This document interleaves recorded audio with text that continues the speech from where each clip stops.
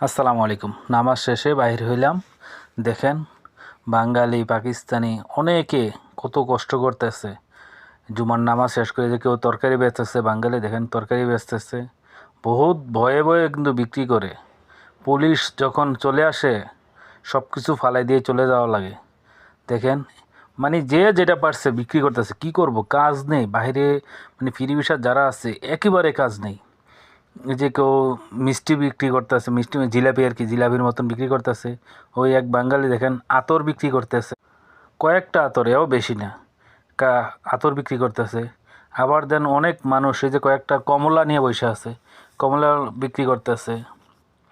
আবার অনেক মানুষ এই যে 5-6টা তেল নিয়ে আইয়ে, বেশি না, হয়তো 5টা বা 10টা তেল নিয়ে আসে, তেলের বোতল হয়তো মার্কেটের থেকে কিনে আনে 10 টাকা করে, এখানে এনে বিক্রি করতেছে 11 টাকা করে। মানে 1 টাকার জন্য, 1টা টাকার জন্য বহুত পরিশ্রম করতেছে, বহুত কষ্ট করতেছে শুধু 1টা টাকার জন্য।